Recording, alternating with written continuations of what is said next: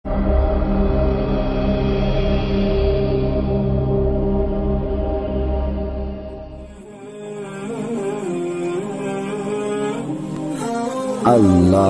আল্লাহ আল্লাহ আল্লাহ আল্লাহ আল্লাহ আস্তাগফিরুল্লাহ আস্তাগফিরুল্লাহ আস্তাগফিরুল্লাহ আল্লাহ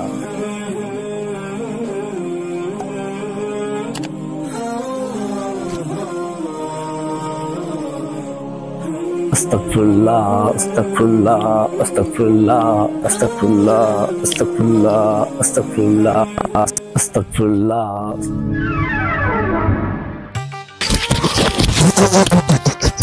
আস্তাগফিরুল্লাহ বাবা এদিকে হুজুর। তা হুজুর আমাদের এলাকায় নতুন নাকি? জি, আমি আপনাদের এলাকায় নতুন। কিন্তু আপনি কি চোখ হাতে নিয়ে হাঁটেন নাকি? রাস্তাঘাট দিয়ে হাঁটার সময় একটু মানুষ গরু দেখে হাঁটবেন না? কেন, আমি কি করেছি হুজুর? বেপরদা নারী, আমার তোমার সাথে কথা বলতে ইচ্ছে করে না। তোমার মাথায় কাপড় নাই, তুমি রাস্তা দিয়ে ধেই ধেই করে হাঁটতেছো, আবার মানুষ না গরু গায়ে বাজাইয়া সব ফেলাই দিতে আসো। তাই বুঝি? সরো সরো, আমার পথ ছাড়ো, আমি যাব। যান। হুজুর খাই শুধু খেজুর, হুজুর খাই শুধু খেজুর, হুজুর খাই শুধু খেজুর। জান না। এই তুমি এরকম করছো কেন? তোমার বাবার নাম কি? বেপরদা নারী। আমার বাবার নাম কি? আমার বাবার নাম দিয়ে আপনি কি করবেন? তোমার বাবা মা কি এই শিক্ষা দিয়েছে তোমাকে যে একটা হুজুর মানুষকে কিভাবে সম্মান করতে হয় সেটাও জানো না? এই দেখেন, যা বলবেন আমাকে বলবেন, আমার মা বাবা তুলে কোনো কথা বলবেন না। ঠিক আছে, কিছু বলবো না, তুমি আমার পথ ছাড়ো, আমি যাব। বেপরদা নারী। আস্তাগফিরুল্লাহ আস্তাগফিরুল্লাহ। একটা আলেমের সাথে কেউ এরকম করে? ফাজিল মাইয়া। আজকে কিছু বললাম না, নেক্সট সময় আপনাকে দেখে নিব।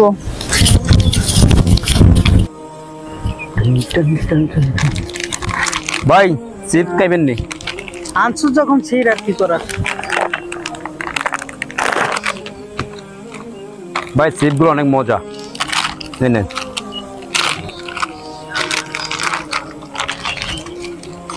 ভাই আসসালামু আলাইকুম। ওয়ালাইকুম সালাম।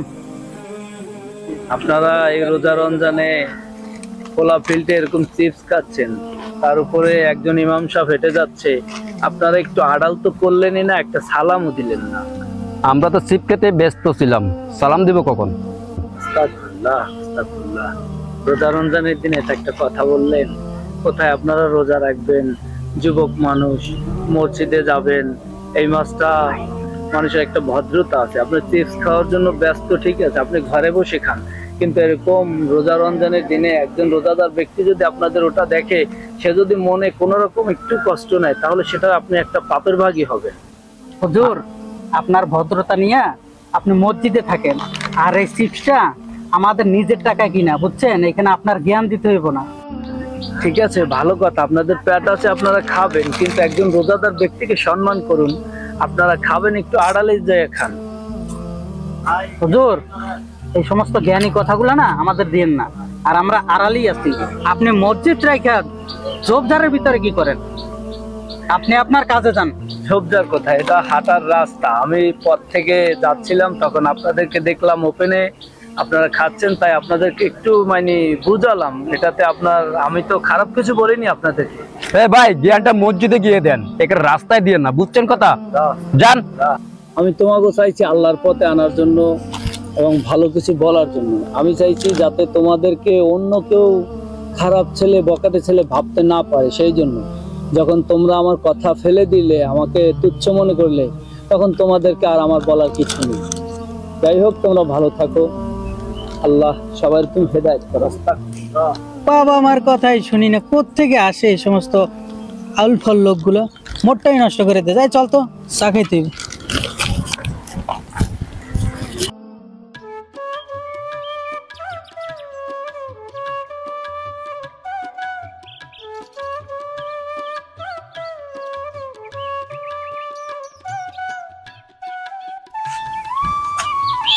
ভাবি।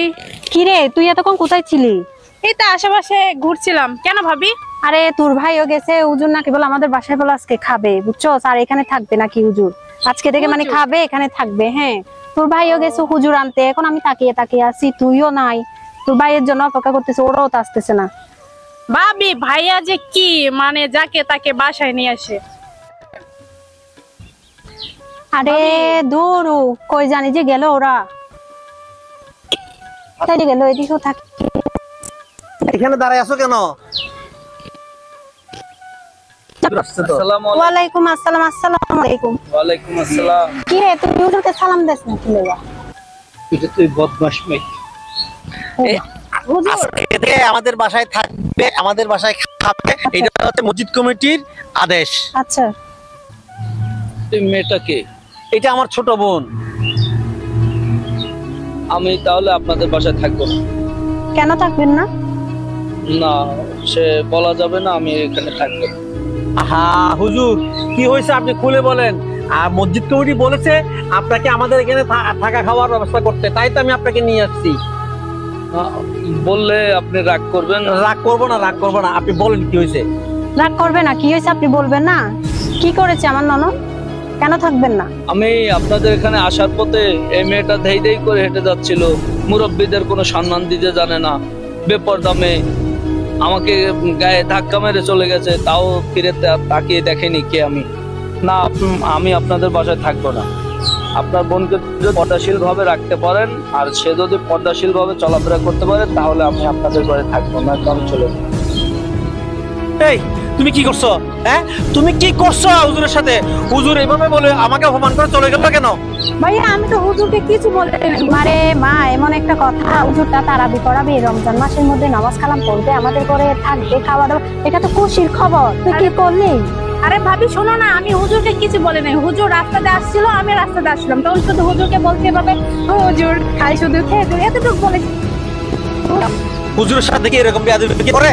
হ্যাঁ আরে চল মা, আজকে তোকে নিয়ে চল। শিক্ষা করতে হবে, চল চল। নিয়ে চলো।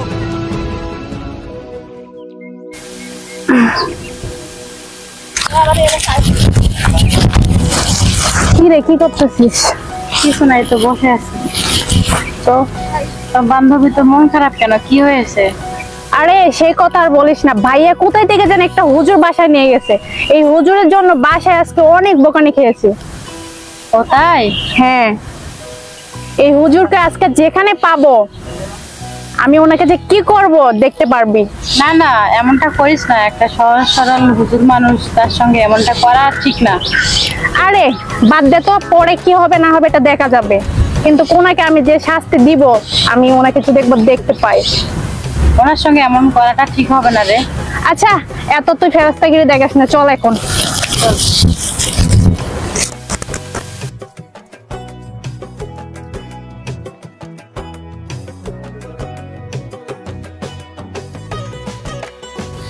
এসব উল্টাপাল্টা কথা বলতে আসিস?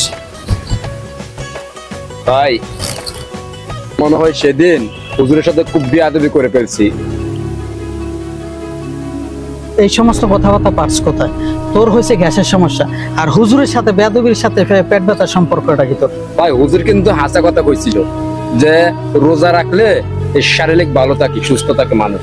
হুজুরের কথা যদি বেয়াদবির কারণে পেট ব্যথা হয় তাহলে আমার কেন হয় নাই, তোর কেন হয়েছে? এটা হচ্ছে গ্যাসের ব্যথা, এগুলো কিচ্ছু না, গ্যাসের যদি ট্যাবলেট খাস ঠিক হয়ে যাবে। ভাই আর তো সহ্য করতে পারতেছি না ভাই।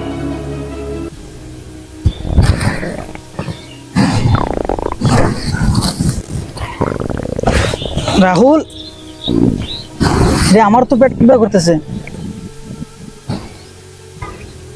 আরে বাবা রে, কি করবো এখন? হ্যাঁ ভাই চলেন মাপ দোয়া দুইটাই চাইয়া আইতে, এবার ওর থেকে একটু দোয়া পারা কেমন, সমস্যা নেই। আচ্ছা ঠিক আছে, চল দেখি। আল্লাহ গো কি জ্বালা দিল।